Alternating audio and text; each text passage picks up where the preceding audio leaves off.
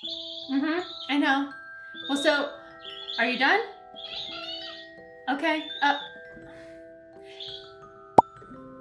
Hedwig was very excited to tell you that today we are going to be making some magical golden snitch hot chocolate bombs.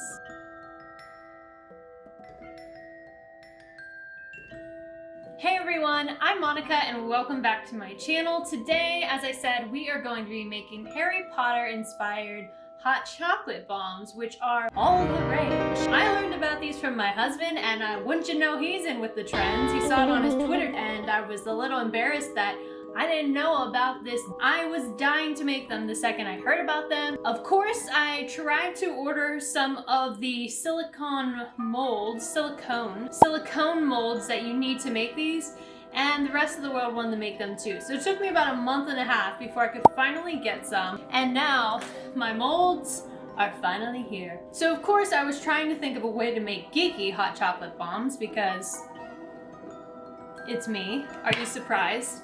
I thought about doing kind of like a Pokeball. That was one of the first things, but my husband said, why don't you make golden snitches? And I thought to myself, well, that's a great idea. They're round, they're cute, they're recognizable. I haven't done a Harry Potter recipe in a while, so that is exactly what we're gonna do today, and they are not hard at all. I know you probably think hot chocolate bombs are hard if you haven't watched this tutorial yet. I've watched a couple, I've tried them out myself, and I've learned a couple things that I think work best, at least for me. So I'm gonna show you those today, and we are going to be ready to play Quidditch with some hot chocolate in hand. Wow, just like magic. So what you're gonna need for your Harry Potter inspired hot chocolate bombs, which we're gonna make to look like golden snitches, are obviously some round silicone molds. These usually come in sets of 2 like this, so right off the bat we could make 6 at a time because each of these is gonna require 2 halves. For the hot chocolate itself, you're gonna need your favorite powdered mixture. I've got my good old Swiss Miss here. For the chocolate, today I am using 2 colors of candy melts, a white for the wings and a yellow for the golden snitch body. I've got some marshmallows here. I'm gonna put a couple of those in there so that when the hot chocolate bomb melts down, there's coming some extra fun surprises in there. For the top of the golden snitch, to give it a little bit of sparkle and pizzazz, I do have some golden sprinkles that I'm gonna just put on the top. We are gonna want a baking sheet to put on our molds because we're gonna put them in the freezer to set, some wax paper, 1 icing bag because we're gonna add a couple little designs on top. You could also just use a spoon to drizzle it on, but I thought this might be a little bit more controlled. We're gonna need 1 small microwave safe plate. For me personally, when I make my candy melts and I melt them down, I prefer to use some throwaway paper plates or paper bowl if you had them, because I find the candy melts are so hard to clean up of my reusable dishes that it takes me a lot longer. I just like to throw it away, okay? So I'm gonna use 2 plates to melt down the white and the yellow candy melts, as well as I'm gonna use some disposable cutlery to mix it. I find candy melts are kind of hard to clean up. I do want to add, I know this isn't the most eco-friendly, okay, but we've been ordering DoorDash during the pandemic, and I always tell the restaurant, no plastic silverware, I don't need it, and they always send it. So I'm finding a use for it, and it is to make these hot chocolate bombs. Okay, so I've gone ahead and put my 2 molds just on my baking sheet so I can easily transfer them to the freezer when they're ready. I have a plate full of yellow candy melts that I'm gonna stick in and melt according to the instructions now, so please hold. So I put mine in for about a minute, and now I'm just mixing them. Obviously you can see they're not very melted, but just kind of moving them around to redistribute them. I'm gonna pop them back in for about 30 more seconds. Okay, go ahead and stir until you have all the lumps and the bumps out. You don't want to overheat your candy melts because they will get stiff and kind of dry up. Now, in our candy melts, for our molds, we don't need to grease them or anything because they are silicone molds. I've seen other tutorials use paintbrushes to kind of like paint the chocolate on, and I totally think that is unnecessary and a little bit harder.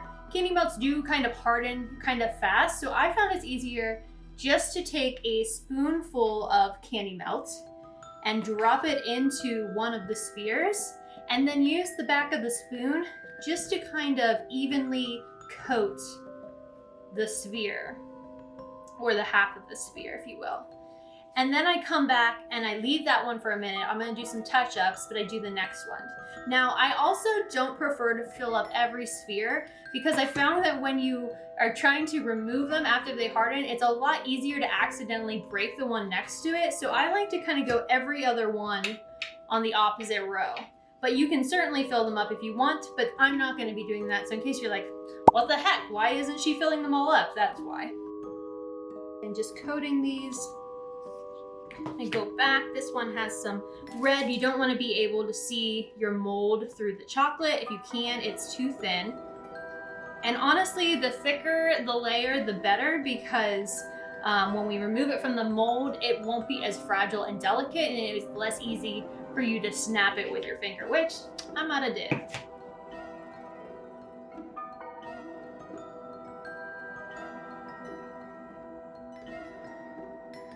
You can see here, they are starting to cool in temperature, so it's getting a little harder to spread. So you do kind of have to work fast. You're gonna have some drips and stuff on the silicone molds. If it's a little bit over the edge like this, that's actually okay because we are gonna smooth the edges with a technique. But if it is a big glob like this, you can go ahead and just use the back of a knife and just, as long as it's a little warm, kind of scrape it down, which honestly this is hardened a little bit, but you can just scrape it right off the silicone. Okay, so my candy molds are filled.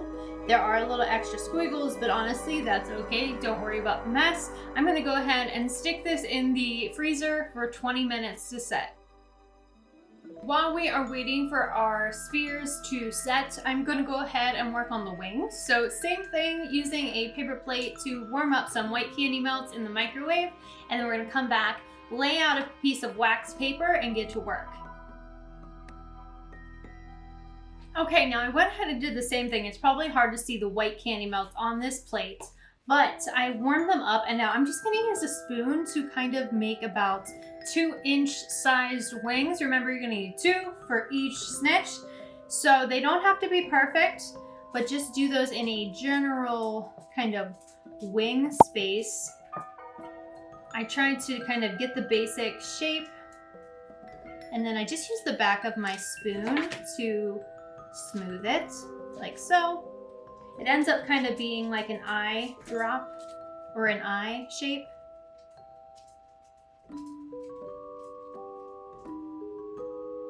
Try to make them roughly the same size, but again, you don't have to be perfect.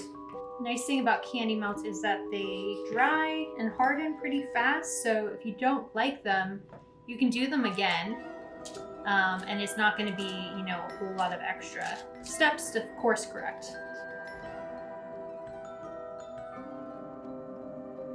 Now we're going to go ahead and just let this set and wait for our spheres to be able to come out of the freezer. Okay, our spheres are ready. As you can see, like, they're pretty sturdy. So I just went ahead and put another piece of wax paper down. I'm gonna pop these out. As I said, the reason why I leave these ones blank is just so I have some extra room to kind of work with. I flip them over and then I gently just pull back, and you can see they just release so nicely and beautifully. Almost amazing. Just like that. But see, if I had them in these ones, I just feel like I would be running into them, bumping into them, and just at the risk of them breaking. Okay, so you can see we have our molds. You can see some of them have kind of like a little bit of extra, or they're not entirely straight, and that's okay. We're gonna clean them up right now. So this is why you're gonna need your microwave safe plate. I just use a little one because, as you can see, perfect size for these little guys. I'm gonna warm it up in the microwave for about 30 seconds or so that it's warm to touch, and so that when I put it on top, the chocolate will kind of melt and then even out. P.S. While we're doing this step, if you want to put your wings in the refrigerator just to set a little extra bit, that's fine to do. Okay, so I just microwaved my plate for 30 seconds. It's warm to touch, not hot. And what I'm gonna do now is I'm just gonna clean all these up before we fill them. So you can see this one has a little bit of extra. You can, if you're bold like that, break it off. Just set it on the plate.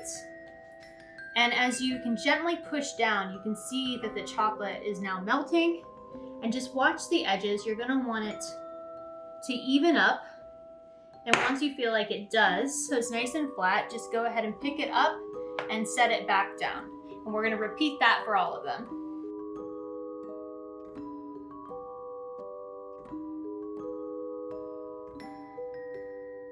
Okay, so now that all of our snitch halves are cleaned up, we are going to fill half of them with hot chocolates and marshmallows to your liking.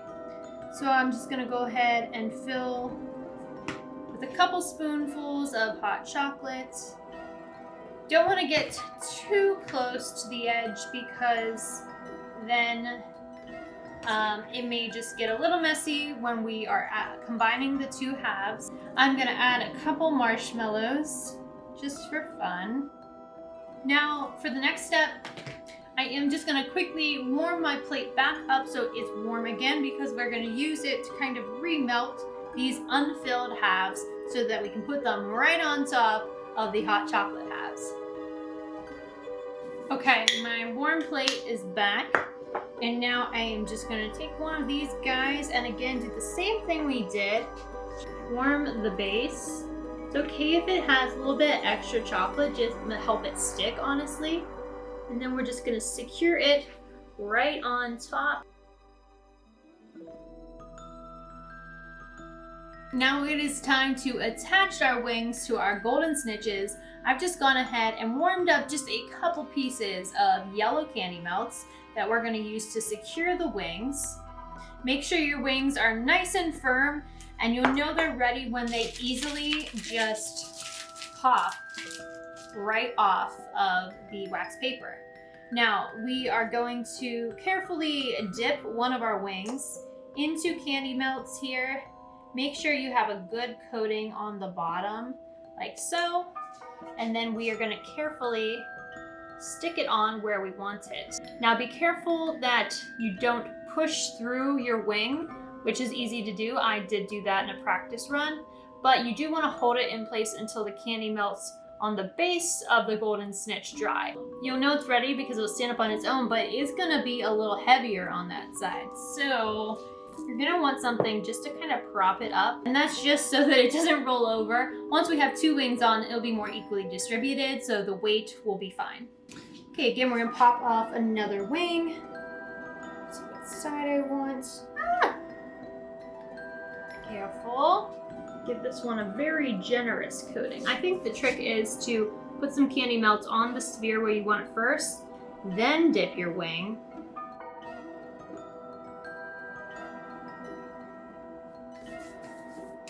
Okay, we're good.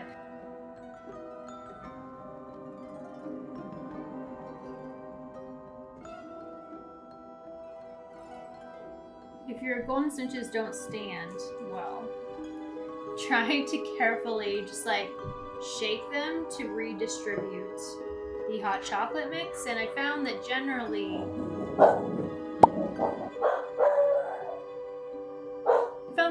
that works. So for our final step, and you can definitely see by mine, there are some bumps and bruises that they gathered along the way. Hey, the game of Quidditch is a violent sport, and these golden snitches cannot be quite perfect. The last step, which is going to help cover up some of those blemishes, we are going to use some golden sprinkles, and the snitch kind of has that elegant design. Mine's not going to be quite that fancy, but I'm going to heat up a few more yellow candy melts. I know. Carefully put in the icing bag because it will be hot, and we're going to do a little bit of just some lines on top. You could also use a spoon if you just want to try to drizzle it, and then just sprinkle some pretty golden glimmer on top.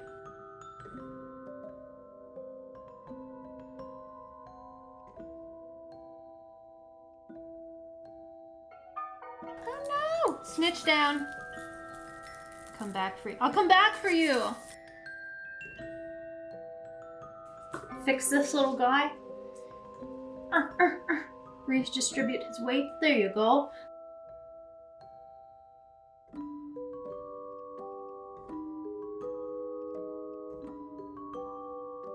So here we are, our golden snitch hot chocolate bombs. They look delicious. I hope they taste delicious. Here you go. Here's my little snitchy here. you will want to be careful, and you're obviously going to need an extra large hot chocolate mug because normally hot chocolate bombs don't have wings. So next step, I'd love to know, are you a hot chocolate drinker that drinks it with hot water or hot milk? So when you pour your mix in and you pour the hot liquid in, which one is it?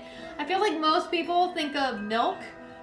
I don't know, but personally, I'm a water girl. I know maybe it sounds kind of gross, like watered down hot chocolate, but that's what I like about it. It's not as rich that way. I'm gonna do milk today though, because it only seems just a little fancier. But water or milk, I'm just curious. Tell me in the comments, how do you drink your hot chocolate? So let's heat up our milk and let's see one of these babies fly.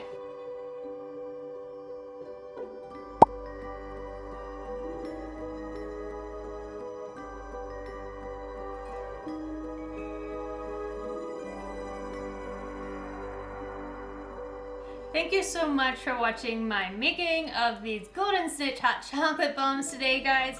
I hope you liked them. I hope it added a little bit of magic in your life. If you're looking for more Harry Potter content, I've got a ton of stuff on my blog, as well as on my YouTube channel. You can find my Honeydew strip cake and some Mandrake dirt and worms, aka chocolate covered strawberries in pudding with cookie crumbs. Delish. Thank you guys so much for watching this. If you try this at home, please make sure to tag me because I would love to see. Maybe next time we'll make a bludger, maybe we'll make a quaffle, I don't know, but these golden snitches are the perfect way to enjoy a hot cup of hot cocoa on a cold Quidditch evening.